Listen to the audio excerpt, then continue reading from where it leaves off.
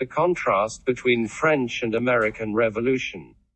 The American Revolution was an intense conflict between the American colonies and the British government from 1775 to 1783.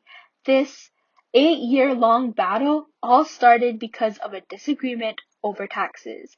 Basically, a decade earlier, Great Britain had defeated France in the French and Indian War, and even though Great Britain had won this war, they were extremely broke afterwards. So they decided to impose a bunch of taxes onto the American colonies in order to make some money. And understandably, the colonists were pissed because they were being taxed for almost everything they bought, whether it be coffee, tea, or sugar.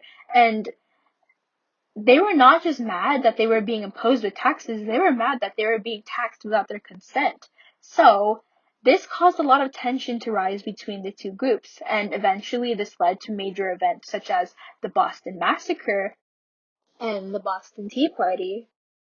This led to the beginning of the American Revolution on April 19, 1775, with the very first battle at Lexington and Concord.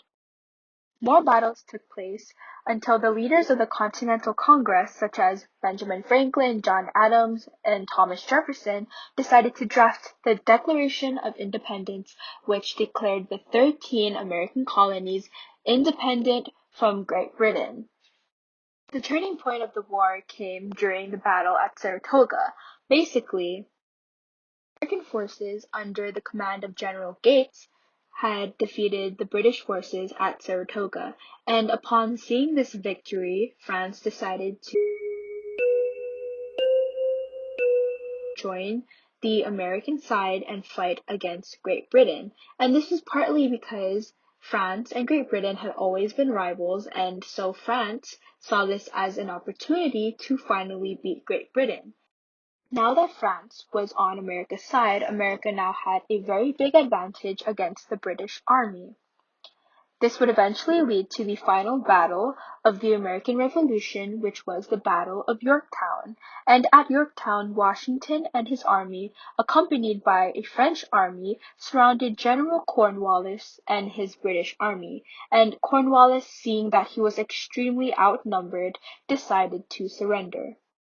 This battle signified the end of the conflict between the American colonies and the British government, and about 2 years later, Great Britain formally recognized the independence of the colonies by signing the Treaty of Paris.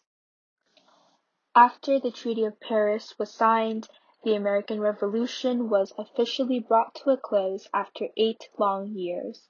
The French Revolution was a period of major social upheaval that began in 1787 and ended in 1799.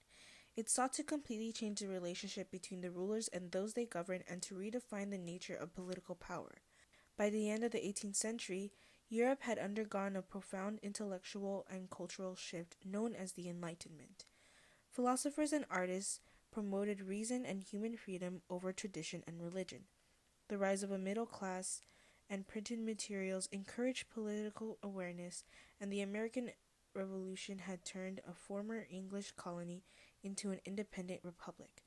Yet France, one of the largest and richest countries in Europe, was still governed by an ancient regime of 3 rigid social classes called the Estates.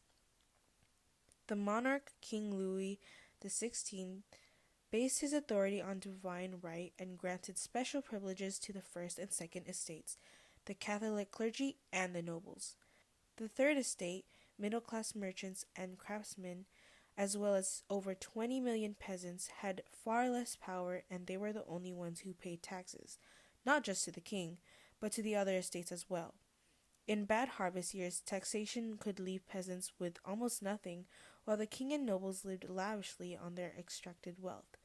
But as France sank into debt, due to its support of the American Revolution and its long-running war with England, change was needed. King Louis appointed Finance Minister Jacques Necker, who pushed for tax reforms and won public support by openly publishing the government's finances. But the king's advisors strongly opposed these initiatives. Desperate for a solution, the king called a meeting for the Estates General, an assembly of representatives from the 3 estates, for the first time in 175 years. Although the third estate represented 98% of the French population, its vote was equal to each of the other estates.